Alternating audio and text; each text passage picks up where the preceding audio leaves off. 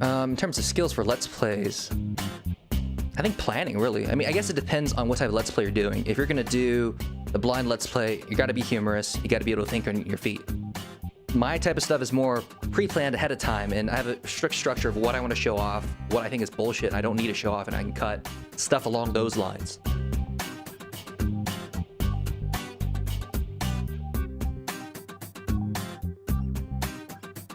At the moment, I'm doing mostly pre-planned out stuff.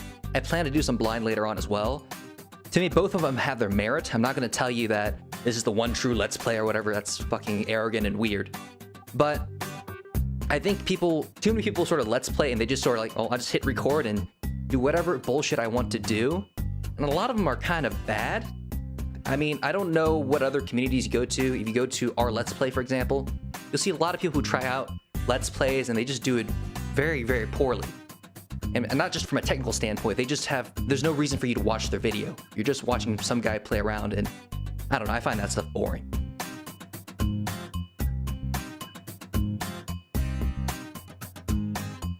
Depends on the game. I mean, I don't know if you watch my other stuff. Game Dev Tycoon has a very different structure than, say, The Witcher 2, or Bully, or even Mirror's Edge.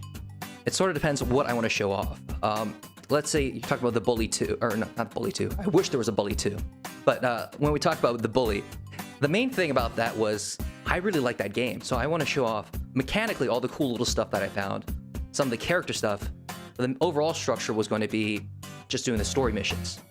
Get enough in an episode and maybe cover some side missions, some side mechanics, anything that I find interesting at the moment.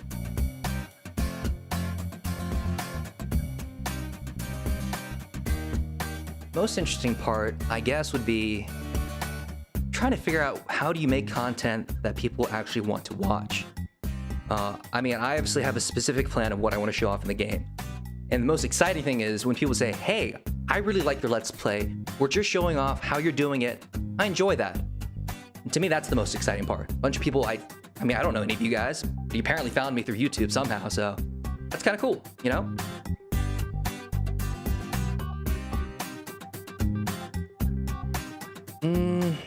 Honestly, in terms of advertising to find viewers, I'm not that great. I think normally you're supposed to spend like 20% of your time doing that. I'm probably closer to 5. I'm not very good at that stuff. The things I found interesting that were effective recently is your descriptions. The first 2 sentences are probably the thing that are most likely to show up when you get searched on YouTube. Your tags have become less important, but your titles in the first 2 sentences of your video are very important. In terms of general advertising, you have to find your audience. I'm small, I have to find them. They're out there somewhere. So currently I advertise occasionally in certain subreddits. I also go on Something Awful because my content sort of matches what they like. So it's a good community for me to go in.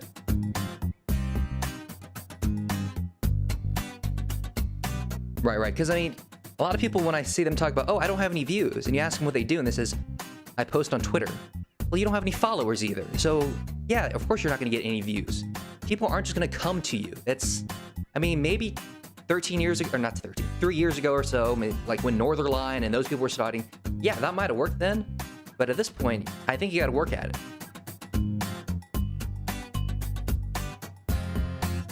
I mean, I do Twitter, but like I said, that's really passive. The biggest thing that I do is stuff on subreddits and Something Awful. I think at least half of my audience is from Something Awful.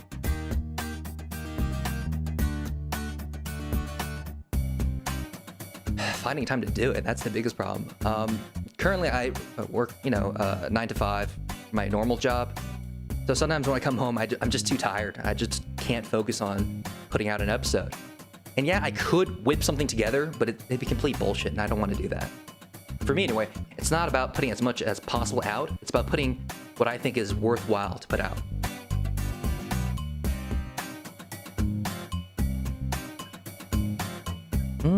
No, I don't really show it to my family. They don't really care about this type of stuff. I've told a few friends, but nothing too serious. Overall, in terms of how it affects my life, it just gives me a chance to practice a lot of things. Discussing things, planning things out. I think they're important life lessons, even though what I do is completely irrelevant to what I do. But the overall arching part of it, I think, is important and gives me a chance to really practice.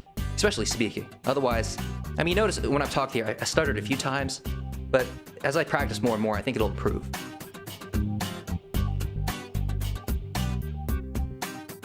I mean, I guess from a technical standpoint, way more of a encoding that I really initially thought about. I still have some color space issues that I want to figure out, but that's not neither here or there. Another important thing is, I guess it's just trying to figure out how to present something I like. Because I mean, I'm sure you like something, but how do you convince because you ever tell your friend about something that's really cool, and what you tell them just doesn't seem to click, and they're like, what the hell are you talking about? Just how do you present it properly, I think, is a big part of it, and I think I've learned a lot about that.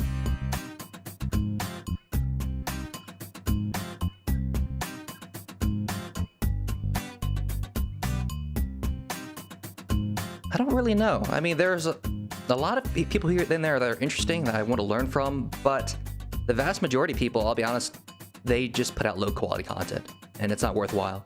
But I think that's how most things are. I mean, even in terms of TV shows, most of them you don't want to watch. There's only a few that you actually like. So that doesn't really answer your question directly, but that's just how I generally feel about the community. Some of them are very interesting, worthwhile to interact with, but the vast majority of it's not that great.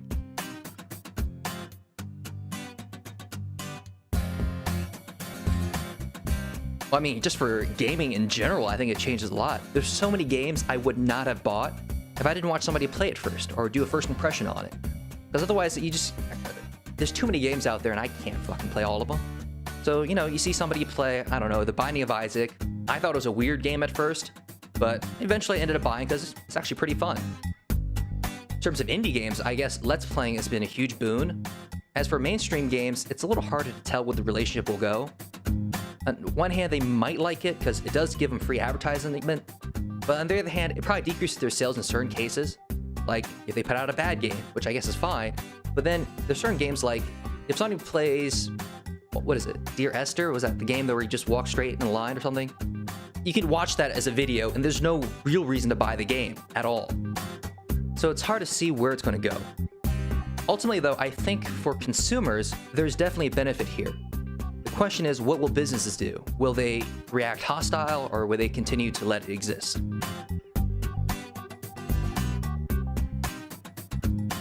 Get your audio and video together, man. I mean, that's the first thing people need to start doing. If I hear loud buzzing in the background, it sounds like there's bees in the room, something's wrong, and you should have noticed that. Other than that, make the content that you want. Don't try to copy someone. You're never going to really make it because they already exist. Why would they want an inferior copy? Instead, do something that you really like. Find fans that, enjoy the same thing as you do, and I think it's more meaningful that way. That's my personal opinion.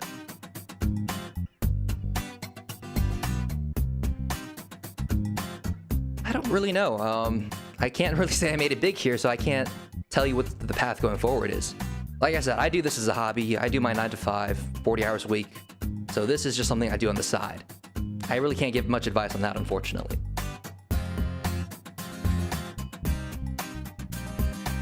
I mean, I'll be honest, I only recently started monetizing because I didn't really care before. When I had 100 subs, it didn't matter. I don't know if you know this, but YouTube basically pays out at $100. So if I was only making 10 cents a month, there's no point. All I'm doing is irritating the few people that are watching my videos with ads.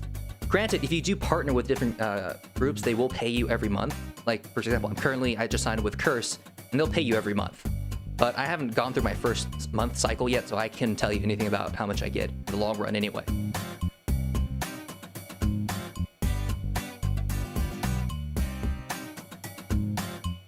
Alright, thank you guys. That was really fun. As for you guys who watched on the channel, thank you guys for watching, and I hope to see you guys next time.